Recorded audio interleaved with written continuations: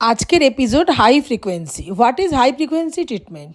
আমি স্বপ্নের সাথে থেকে অ্যারোমাথেরাপিস্ট স্বপ্না আবারও তোমাদের সাথে। হাই ফ্রিকোয়েন্সি ট্রিটমেন্ট করলে কি কি উপকার পাওয়া যায়, কে করবে বা কারা করবে বা কেন করবে এই ট্রিটমেন্ট, এই আনসারটা পাওয়ার জন্য তোমাদেরকে পুরো ভিডিওটা কিন্তু দেখতে হবে।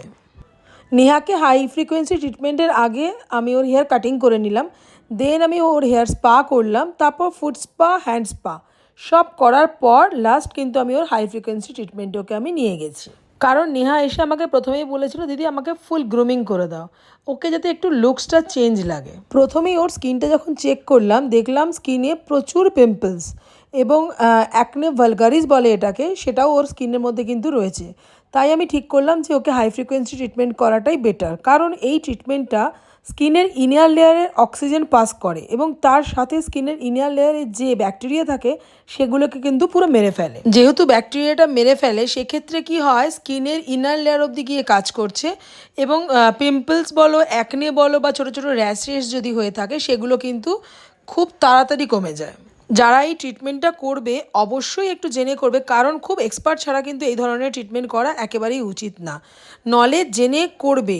যাদের চোখের নিচে কালি, পাফিনেস আছে, আন্ডার আইয়ে ফাইন লাইন্স আছে, তাদের ক্ষেত্রেও কিন্তু এই ট্রিটমেন্টটা খুব ইম্পর্ট্যান্ট।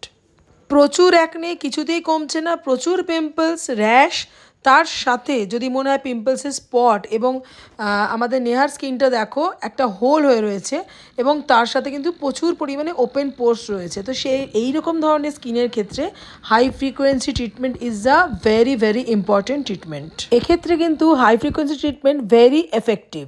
এটা কখনোই বাড়িতে করা যায় না। আমি নিজের ক্লিনিকে যেটা করে থাকি, কাস্টমাইজড করে, কাস্টমার প্রেগনেন্ট কিনা বা অন্য কোনো সমস্যা আছে কিনা সমস্তটাই কিন্তু জেনে নিয়ে তারপরে তার উপরে আমরা হাই ফ্রিকোয়েন্সি ট্রিটমেন্টটা করে থাকি। এটা অনেক ফাস্ট ট্রিটমেন্ট।